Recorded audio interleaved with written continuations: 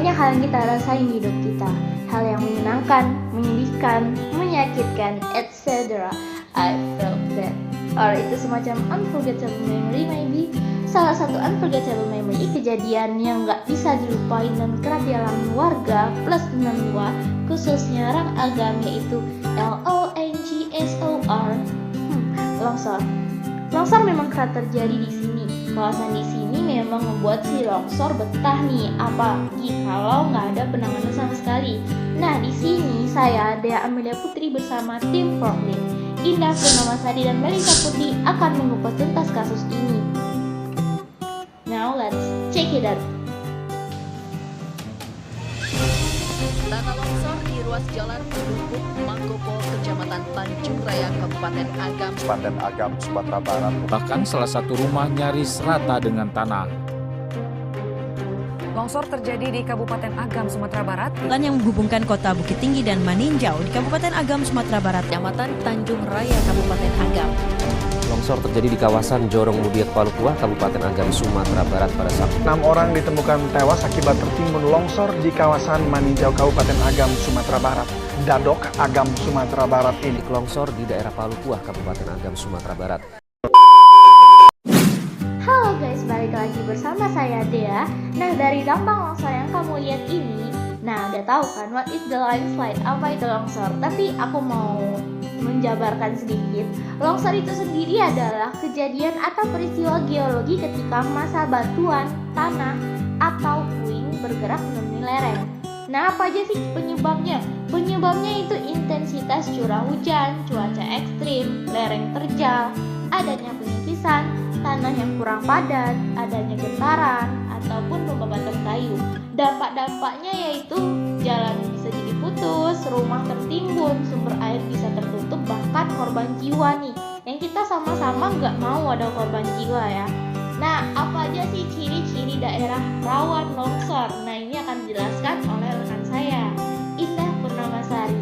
Nah, silakan Indah. Baik, terima kasih Dea Amelia Putri. Nah, berikut ciri-ciri daerah rawan longsor. Yang pertama, berbukitan dengan kelerengan lebih dari 20 derajat. Yang kedua, lapisan tanah tebal di atas lereng. Yang ketiga, sistem tata air dan tata guna lahan yang kurang baik. 4. Lereng terbuka atau gundul. 5. Terdapat retakan kapal kuda pada bagian atas tebing. Yang keenam, banyaknya mata air atau rembesan air pada tebing disertai longsoran-longsoran kecil. Yang ketujuh, adanya aliran sungai di dasar lereng.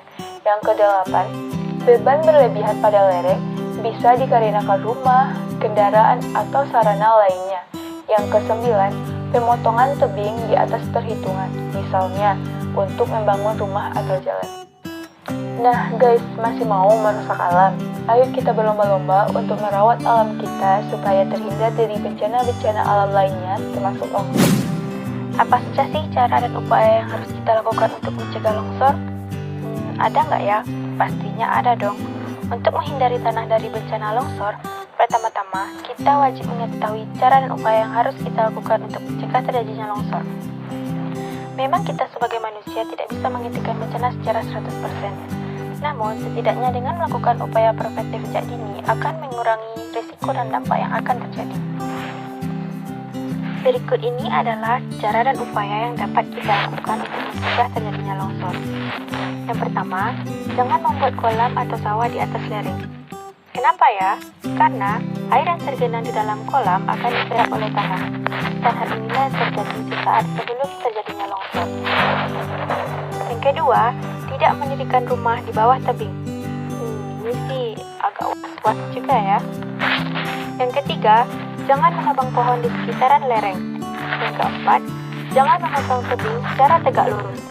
Yang kelima, tidak mendirikan bangunan di tepi sungai. Yang keenam, membuat terasur. Selanjutnya yang ketujuh, lakukan upaya preventif. Bagaimana caranya? Caranya adalah dengan mengecek apakah ada retak pada tanah atau tidak. Yang kedelapan, memberikan penyuluhan kepada masyarakat agar masyarakat juga tahu upaya yang harus mereka lakukan. Nah yang terakhir, harus adanya sanksi dari pemerintah bagi oknum-oknum yang tidak bertanggung jawab.